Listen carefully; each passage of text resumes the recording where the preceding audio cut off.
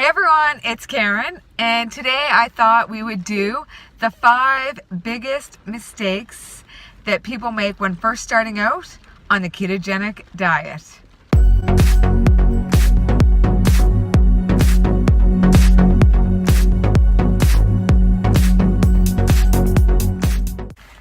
So there's more than 5 common mistakes, but in today we're just going to look at the 5 that I see the most often.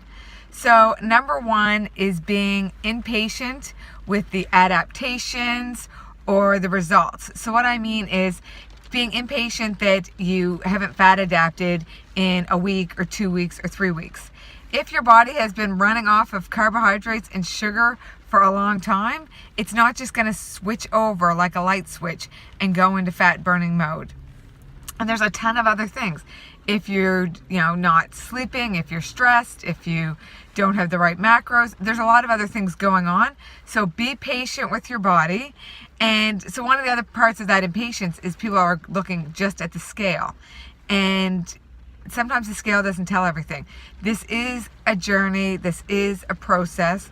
So the first biggest mistake is not being patient in letting your body adapt into being a fat burner.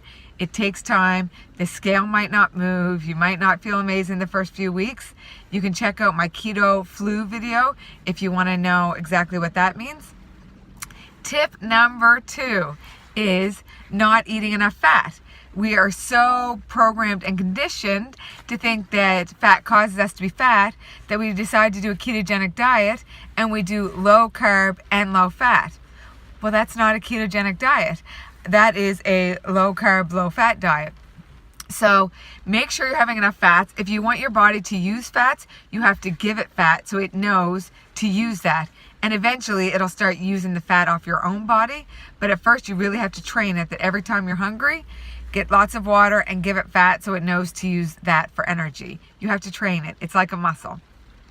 Number 3 is eating too much protein. So this kind of goes along with number 2 is not enough fat, but a lot of people go high in protein, and sometimes that can be, it's very hard on some of like your liver and kidneys and things if you're having too much protein for your body type.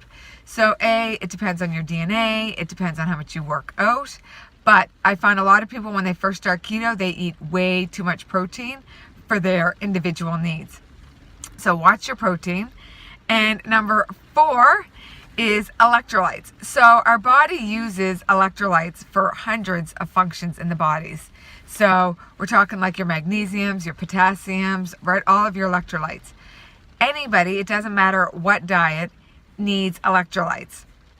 The thing about ketogenic diets is they can cause a diuretic effect because if you're full of lots of inflammation, the ketones are going to pull out that inflammation from your body, and with that take water. So you'll be, peeing more and flushing out the toxins, but with that you'll be losing electrolytes. So you need to make sure you replenish them. So you can do that by adding Himalayan salt to your diet, by taking an electrolyte, taking magnesium or potassium, making sure you eat tons and tons of spinach, avocados, foods that are really high in electrolytes.